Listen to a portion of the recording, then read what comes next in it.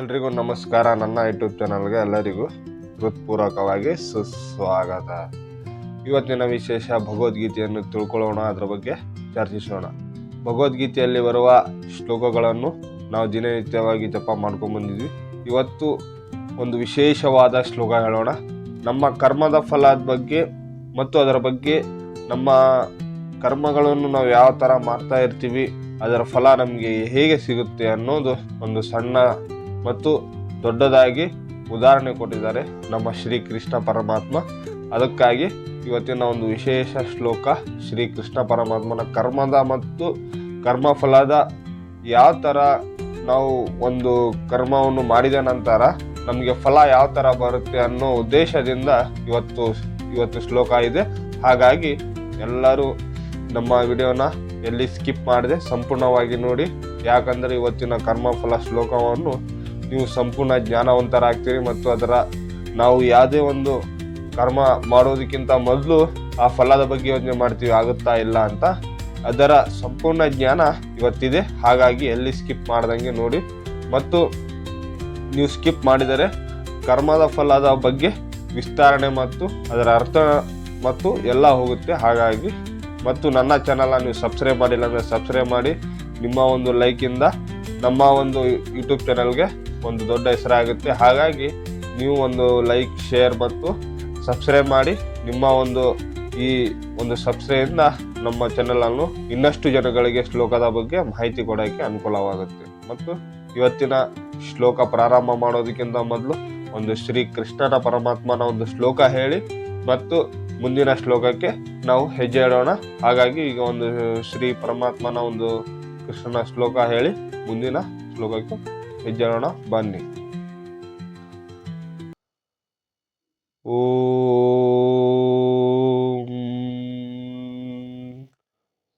ಕೃಷ್ಣಾಯ ವಾಸುದೇವಾಯ ಹರಯೇ ಪರಮಾತ್ಮನೆ ಪ್ರಣತ ಕ್ಲೇಶನಾಶಾಯ ಗೋವಿಂದಾಯ ನಮೋ ನಮಃ.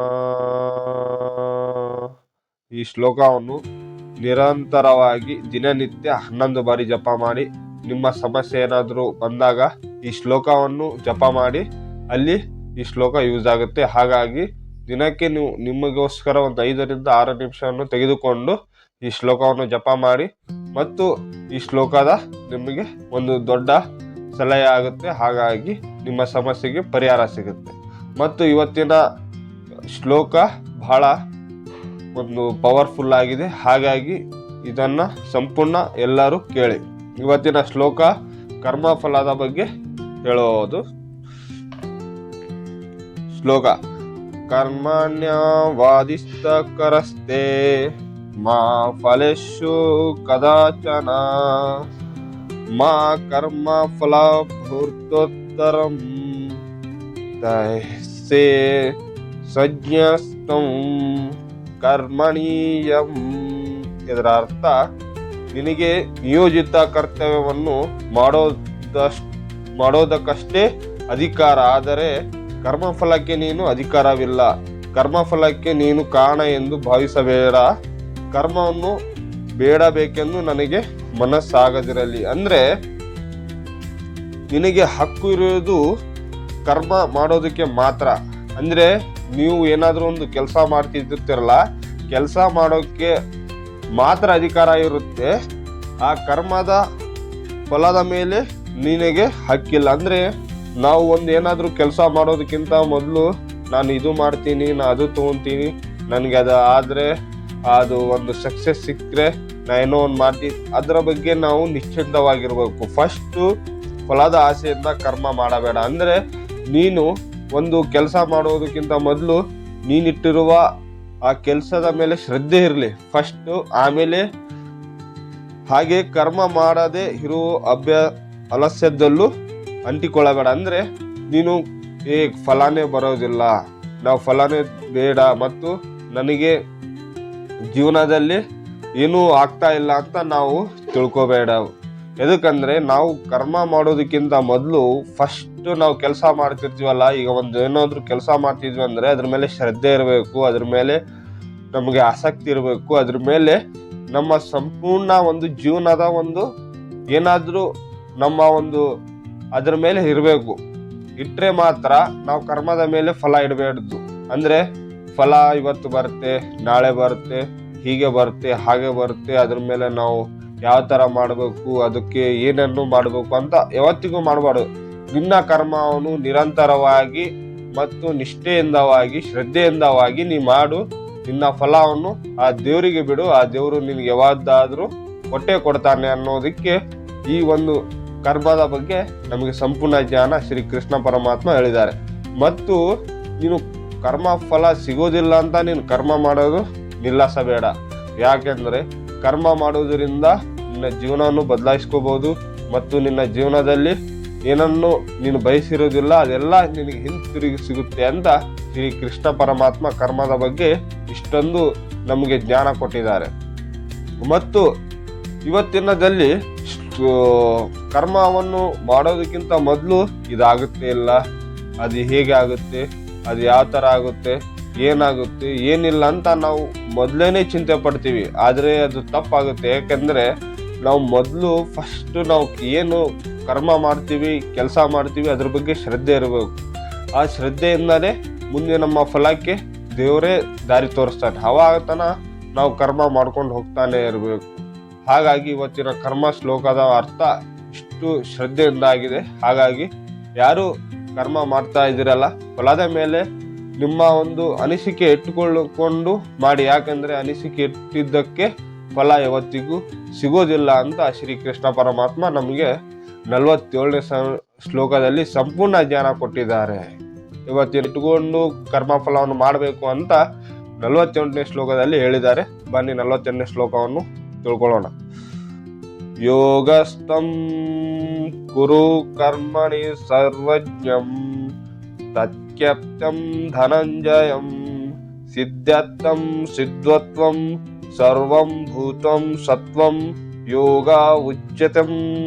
ಇದರ ಅರ್ಥ ಏನಂದ್ರೆ, ಗೆಲುವು ಸೋಲುಗಳಲ್ಲಿ ಯಾವುದೇ ಆಸಕ್ತಿಯನ್ನು ಇಟ್ಕೊಳ್ಳದೆ ಸಂಚಿತ್ತದಿಂದ ನಿನ್ನ ಕರ್ತವ್ಯವನ್ನು ಮಾಡು ಅರ್ಜುನ. ಇಂತಹ ಸಂಚಿತ್ತಿಗೆ ಯೋಗ ಎಂದು ಹೆಸರು. ಅಂದ್ರೆ ಅರ್ಜುನನೇ, ನೀನು ಯೋಗದಲ್ಲಿ ಸ್ಥಿರ ಚಿತ್ತನಾಗಿ ಫಲ ಆಸೆ ಬಿಟ್ಟು, ಅಂದ್ರೆ ನಾವು ಚಿರನಿತ್ಯ ಅಂದ್ರೆ ನಮ್ಮ ಫಲವನ್ನು ನಾವು ಬಿಡಬೇಕು.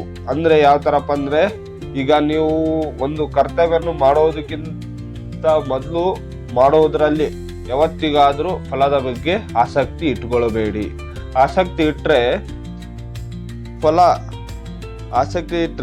ನಿನ್ನ ಕರ್ತವ್ಯವನ್ನು ನಿಷ್ಠೆಯಿಂದ ಮಾಡು. ಅಂದರೆ ನಿನ್ನ ಶ್ರಮದಿಂದ ಮತ್ತು ಗೌರವದಿಂದ ಮತ್ತು ಶ್ರದ್ಧೆಯಿಂದ ಮತ್ತು ನಿಷ್ಠೆಯಿಂದ ನಾನು ಒಂದು ಕರ್ಮ ಮಾಡ್ತಿದ್ದೀನಿ ಅಂದರೆ ಅದರ ಬಗ್ಗೆ ಅಷ್ಟೇ ಇರಬೇಕು, ಹೊರತು ಇನ್ನೊಂದು ಇರಬಾರ್ದು ಅಂತ ಸಂಪೂರ್ಣ ಹೇಳ್ತಿದ್ದಾರೆ. ಮತ್ತು ಯಶಸ್ವಿ ವಿಫಲತೆ ಬಂದರೆ ಅಹಂಕಾರ ಬೇಡ. ಅವಿಫಲತೆ ಬಂದರೆ ನಿರಾಶೆ ಬೇಡ. ಅಂದರೆ ಈಗ ನಾವು ಎರಡನ್ನು ಒಂದೇ ಸಮಾನಿತವಾಗಿ ರೂಪಿಸ್ಕೊಳ್ಬೇಕು. ಅಂದರೆ ಈಗ ವಿಫಲತೆ ನಾವು ಯಾವತ್ತಿಗೂ ಅಹಂಕಾರ ಬರಬಾರ್ದು. ನಾನು ವಿಫಲತೆಗೆ ಸಾಧನೆ ಅಂತ ಕರೀತಾರೆ. ನನಗೆ ಏನೋ ಒಂದು ಗೌರವ ಇದೆ, ನಾನು ಹೀಗೆ ಹಾಗೆ ಅಂತ ನಮ್ಮನ್ನು ನಾವು ಅಹಂಕಾರ ಪಡ್ಕೋಬಾರ್ದು. ನಮ್ಮನ್ನು ನಾವು ದೊಡ್ಡವರಂತ ರೂಪಿಸ್ಕೊಳ್ಬಾರ್ದು. ನಮ್ಮನ್ನ ಜೀವನ ನಮ್ಗೆ ಹೇಗಿದೆ ಹಾಗೆ ರೂಪಿಸ್ಕೊಂಡು ಹೋಗ್ಬೇಕು. ನಾವೆಷ್ಟೇ ದೊಡ್ಡ ಮಟ್ಟಕ್ಕೆ ಹೋದ್ರೂ ಕೂಡ ನಮಗೆ ಒಂದು ಎಷ್ಟು ನಾವು ಜನರಿಗಾಗಲಿ ಯಾರೇ ಆಗಲಿ ಯಾವತ್ತಿಗೂ ನಾವು ಯಾವ ಥರ ಮಾತಾಡ್ತೀವಿ ಅದೇ ಥರ ನಾವು ಎಷ್ಟೇ ದೊಡ್ಡ ಬೆಳೆದ್ರೂ ಕೂಡ ಅದೇ ಥರವಾಗಿ ಮಾತಾಡಬೇಕು. ಅದೇ ಥರವಾಗಿ ನಿರಾಶೆಯಿಂದ ಅಲ್ಲ, ಪ್ರೀತಿಯಿಂದ ಮಾತಾಡಬೇಕು. ಮತ್ತು ಅಹಂಕಾರದಿಂದ ಯಾವತ್ತಿಗೂ ಅಹಂಕಾರ ಜೀವನ ಪೂರ್ತಿ ಇರಲ್ಲ. ನಿನಗೆ ವಿಫಲತೆ ಆದರೆ ಅಂದರೆ ಫಲವನ್ನು ಸಿಗದೆ ನೀನು ನಿರಾಸೆ ಆಗಿದೆಯಾ, ನಿರಾಸೆ ಮತ್ತು ವಿಫಲತೆ ಸಕ್ಸಸ್ ಅನ್ನೋದು ಸಾಧನೆ ಮತ್ತು ಆಸಕ್ತಿಯನ್ನು ಆಗ್ತಿರುವಾಗ ಅವಾಗ ನಾವು ಯೋಚನೆ ಮಾಡಬೇಕು. ಏನಾದರೂ ತಪ್ಪಾಗಿದೆ, ನಿಷ್ಠೆಯಿಂದ ಕೆಲಸ ಮಾಡಿರಲ್ಲ, ಕರ್ಮ ಮಾಡಿರಲ್ಲ ಅಂತ ನಾವು ತಿಳ್ಕೋಬೇಕು. ಮತ್ತು ಈಗ ನೋಡಿ, ಒಂದು ಉದಾಹರಣೆ ಕೊಡ್ತೀನಿ ನಿಮಗೆ. ಈಗ ಪರೀಕ್ಷೆಯಲ್ಲಿ ಪಾಸ್ ಆದರೆ ಅಹಂಕಾರ ಬೇಡ. ಅಂದರೆ ನಾನು ಪಾಸ್ ಆಗಿದ್ದೀನಿ, ಎಲ್ಲರೂ ನಾನು ಓದ್ತಾ ಇದ್ದೀನಿ, ನಾನು ಹಾಗೆ ಹೀಗೆ ಅಂತ ಯಾವತ್ತಿಗೂ ತಿಳ್ಕೋಬಾರ್ದು. ಫೇಲ್ ಆದರೆ ಇದು ಓದಾ ಏನು ಇದು ಅಂತ ನಾವು ಯಾವತ್ತಿಗೂ ಹೇಳಬಾರ್ದು. ಯಾಕಂದ್ರೆ ಇದು ಜೀವನದಲ್ಲಿ ಎರಡೂ ಇದ್ರೆ ಒಂದೇ ಸಮಾನವಾಗಿ ನಡ್ಕೊಂಡು ಹೋದ್ರೆ ನಮ್ಮ ಜೀವನವನ್ನು ನಿರಂತರವಾಗಿ ಮತ್ತು ನಾವು ಯಾವ ತರ ತಿಳ್ಕೊಳ್ತೀವಿ ಆ ತರ ಬದುಕ್ತೀವಿ. ನಾವು ಅದು ಆಯ್ತು ಇದು ಆಯ್ತು ಯಾಕೆ ಇದು ನಮ್ಮ ಜೀವನಕ್ಕೆಲ್ಲ ನಾವು ಯಾವತ್ತಿಗೂ ತಿಳ್ಕೋಬಾರ್ದು. ನಮ್ಮ ಜೀವನ ಇದರಿಂದಾನೇ ರೂಪಿಸ್ಕೊಳ್ಬಹುದು. ಹಾಗಾಗಿ ಯಾವುದನ್ನಾಗ್ಲಿ ಆಸಕ್ತಿಯಿಂದ ತಗೋಬೇಕು, ನಿರಾಶೆಯಿಂದ ಬಿಡಬಾರದು. ಮತ್ತು ಇವತ್ತಿನ 48ನೇ ಶ್ಲೋಕದಲ್ಲಿ ನಮ್ಮನ್ನು ಒಂದು 10ರಿಂದ 7 ಪಾಯಿಂಟನ್ನು ನಾನು ನಿಮಗೆ ಯಾವ ಥರ ಹೇಳಬೇಕು ಮತ್ತು ಇದರಲ್ಲಿ ಬರುವ ಗೆಲುವು ಸೋಲು ಯುಕ್ತಿ ಅನ್ನುವ ಒಂದು ಉದಾಹರಣೆ ಕೊಡ್ತೀನಿ ನೋಡಿ. ಏನಪ್ಪಾ ಅದು ಉದಾಹರಣೆ ಅಂದ್ರೆ ಅದರಲ್ಲಿ ಏನಿದೆ ಮತ್ತು ಅದರಲ್ಲಿ ಬರುವ ನಮ್ಮ ಜೀವನಕ್ಕೆ ಏನು ಸಂಬಂಧ ಪಡುತ್ತೆ ಅನ್ನುವ ಒಂದು ಸಣ್ಣ ನಿಮ್ಗೆ ಹೇಳ್ತೀನಿ. ಒಂದು 7 ಲೈನ್ ಶ್ಲೋಕ ಇದೆ. ಅದು ಯೋಗ್ಯಸ್ಥಂ ಅಂದ್ರೆ ಯೋಗದಲ್ಲಿ ಸ್ಥಿರನಾಗಿ, ಅಂದ್ರೆ ನಿಮ್ಮ ಕರ್ಮವನ್ನು ಮಾಡೋದಕ್ಕಿಂತ ಮೊದಲು ನೀವು ಸ್ಥಿರವಾಗಿರಬೇಕು. ಆಮೇಲೆ ಕುರುಗು ಅಂದ್ರೆ ಮಾಡು, ಅಂದ್ರೆ ಕುರುಗು ಅರ್ಥ ಏನಂದ್ರೆ ಮಾಡು. ಇದರಲ್ಲಿ ಹಳೆ ಕನ್ನಡದಲ್ಲಿ ಕುರುಗು ಮತ್ತೆ ಯುಗಸ್ಥಂ ಅಂತ ಒಂದೊಂದು ಇಷ್ಟನ್ನು ನಾವು ತಿಳ್ಕೋಬೇಕು. ಕುರು ಅಂದ್ರೆ ಮಾಡು ಅಂತ ಅರ್ಥ. ಕರ್ಮಣಿ ಅಂದ್ರೆ ನಿನ್ನ ಕರ್ತವ್ಯಗಳನ್ನು, ಅಂದ್ರೆ ನಿನ್ನ ಕರ್ತವ್ಯಗಳನ್ನು ನೀ ಏನೇನ್ ಮಾಡ್ತೀಯ. ಒಂದು ಉದಾಹರಣೆವಾಗಿ ನೀವು ಕಸ ಅನ್ನೋದಕ್ಕಿಂತ ದೊಡ್ಡ ಮಟ್ಟಿಗಾದ್ರೂ ಬೆಳೀರಿ, ಅದು ಕರ್ತವ್ಯಗಳನ್ನೇ ಅನ್ನುತ್ತಾರೆ. ಮತ್ತು ಸಂಗಮ್ ತತ್ವಕಸ್ತಂ ಅಂದ್ರೆ ಆಸಕ್ತಿಯನ್ನು ತೂಜಿಸಿ, ಅಂದ್ರೆ ಆಸಕ್ತಿಯನ್ನು ತೋರಿಸಿ, ನಿಮ್ಮ ಆಸಕ್ತಿಯನ್ನು ನೀವು ಎಲ್ಲಾದರೂ ತೋರಿಸಿ ಮತ್ತು ನಿಮ್ಮ ಆಸಕ್ತಿ ನಿಮ್ಗೆ ಏನ ಆಸಕ್ತಿ ಇದೆ ಅದನ್ನು ಆಸಕ್ತಿಯಾಗಿ ತಿಳ್ಕೊಳ್ಳಿ. ಈಗ ಒಬ್ಬರಿಗೆ ಹಾಡೋದು ಆಸಕ್ತಿ ಇರುತ್ತೆ, ಡ್ಯಾನ್ಸ್ ಮಾಡೋ ಆಸಕ್ತಿ ಇರುತ್ತೆ, ಏನೇನಾದ್ರೂ ಆಸಕ್ತಿ ಇರುತ್ತೆ, ಅದನ್ನು ರೂಪಿಸ್ಕೊಳ್ಳಿ, ಹೊರಗೆ ತನ್ನಿ ಅಂತ ಹೇಳ್ತಿದ್ದಾರೆ. ಮತ್ತು ಧನಂಜಯ ಅಂದ್ರೆ ಅರ್ಜುನನೇ. ಅವರು ರೂಪಿಸ್ಕೊಳ್ಳೋಕೆ ಮತ್ತು ಹೆಸರಾಗೋದಕ್ಕೆ ಧನಂಜಯ ಎಂದು ರೂಪಿಸ್ತಾರೆ. ಮತ್ತು ಸಿದ್ಧತ್ವಂ ಯಶಸ್ವಿ ವಿಫಲತೆಗಳಲ್ಲಿ, ಅಂದ್ರೆ ಯಶಸ್ವಿ ಅನ್ನೋದಕ್ಕೆ ವಿಫಲತೆಗಳು ಅನ್ನುತ್ತಾರೆ. ನಾವು ಈಗ ಇಷ್ಟೊತ್ತಲ್ಲಿ ಹೇಳಿದ್ವಿ ವಿಫಲತೆ ಅಂತ ಹೇಳಿದ್ವಿ, ಅದನ್ನು ಯಶಸ್ವಿ ಎಂದು ಕರೆಯುತ್ತಾರೆ. ಮತ್ತು ಸಂಭೂತವು ಅದಂದ್ರೆ ಸಮಭಾವದಿಂದ ಇರುವವನಾಗಿ, ಅಂದ್ರೆ ಏನನ್ನಾಗ್ಲಿ ಒಂದು ಕಾರ್ಯ ಆಗ್ಲಿ ಏನೇ ಆಗ್ಲಿ ಅದರಲ್ಲಿ ನೀವು ರೂಪಿಸ್ಕೊಂಡಿರ್ತೀರ. ಏನೋ ಒಂದು ತಪ್ಪಾಗ್ಬಿಡುತ್ತಲ್ಲ, ನಾ ಇಲ್ಲಿಗೆ ಬಿಡಬಾರ್ದು, ಅದನ್ನು ನಾವೇನ್ ತಪ್ಪು ಮಾಡಿದೀವಿ ಅಂತ ಅದರಲ್ಲಿ ನಾವು ನೋಡ್ಕೋಬೇಕು ಅಂತ ಹೇಳ್ತಿದ್ದಾರೆ. ಮತ್ತು ಸಮತವಂ ಅಂದ್ರೆ ಸಮಚಿತ್ತತೆ, ಅಂದ್ರೆ ಎಲ್ಲದಕ್ಕೂ ಸಮಾನವಾಗಿರಿ, ಏನೇನು ಆಗ್ಲಿ ಹೇಗೆ ಆಗ್ಲಿ ಅದರ ಸಮಚಿತ್ತತೆ, ಯಾವ್ದಾರ ಆಗ್ಲಿ ಏನೇ ಆಗ್ಲಿ, ಮತ್ತು ಒಂದು ಏನನ್ನಾರು ಮಾಡಿ ಅದರ ಬಗ್ಗೆ ಸಂಚಿತ್ತವಾಗಿರಿ. ಮತ್ತು ಯೋಗಂ ಉಜ್ಜತೆ ಅಂದ್ರೆ ಅದನ್ನೇ ಯೋಗ ಎಂದು, ಅಂದ್ರೆ ನಾವು ಇಷ್ಟೆಲ್ಲ ಮಾಡ್ತಿದೀವಲ್ಲ, ಇಷ್ಟೆಲ್ಲ ಹೇಳ್ತಾ ಇದೀವಿ, ಇಷ್ಟೆಲ್ಲ ಕೇಳ್ತಾ ಇದೀವಿ ಮತ್ತು ಇಷ್ಟೆಲ್ಲ ಕರ್ಮಗಳ ಬಗ್ಗೆ ತಿಳ್ಕೊಂಡಿದೀವಿ ಮತ್ತು ಅದರ ಬಗ್ಗೆ ಯೋಗ್ಯ ಇರಬೇಕು, ಆಸಕ್ತಿ ಇರಬೇಕು, ಅದನ್ನೇ ಯೋಗ ಎಂದು ಕರೆಯುತ್ತಾರೆ.